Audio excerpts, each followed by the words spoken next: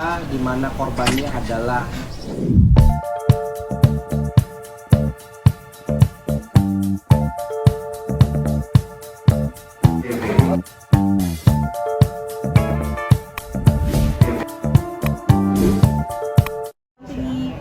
Dokter Oki di persidangan kemarin, akankah nanti ke depannya terus mendampingi Dokter Oki? Bang, apalagi kan bisa dibilang kan Dokter Oki sempat beberapa ada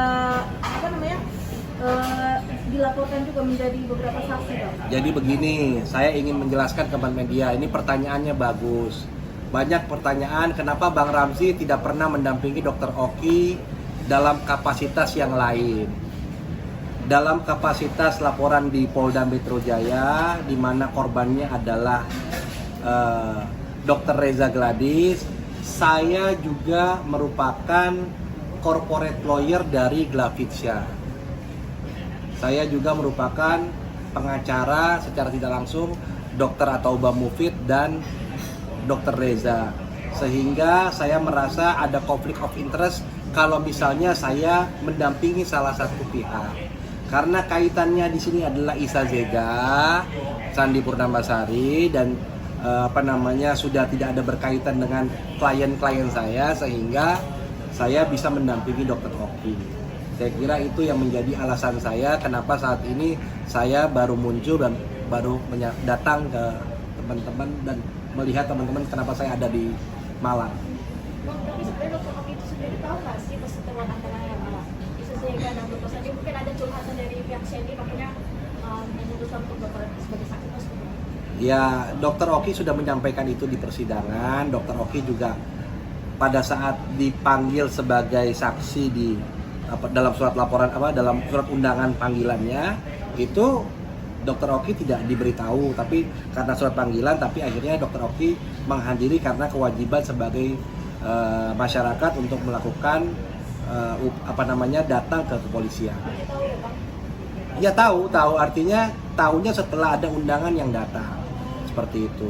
Bang, tadi kan abang bilang bahwasannya semua pertanyaan terjawab semua. Artinya itu bukan hanya merupakan asumsi ya Bang, yang seperti yang dari pihak sebelah. Iya, artinya begini, apa yang disampaikan asumsi dan sebagainya itu kan adalah bagian dari pemahaman dari pihak penasihat hukum maupun juga majelis hakim maupun juga jaksa.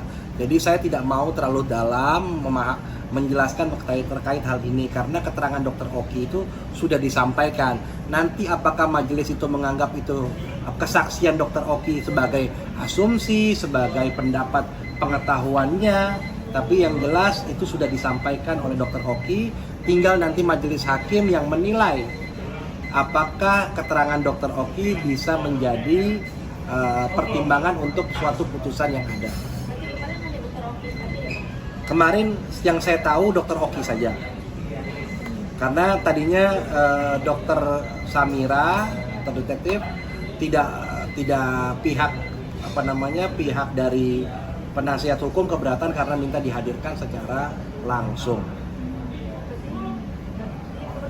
Kemarin Zoom, tapi karena Zoom ditolak oleh pihak penasihat hukum sehingga akhirnya kemarin hanya Dr. Oki saja yang bersaksi. Dan kita juga setelah memberikan kesaksian, kita langsung meninggalkan ruang sidang. Saya juga tidak tahu kapan ditundanya lagi dan agenda berikutnya apa, tidak tahu. Yang jelas kita sudah memberikan keterangan di muka sidang dan dianggap cukup oleh ketiga belah pihak sehingga Dr. Oki sudah menjalankan kewajibannya sebagai warga negara. Oke, media.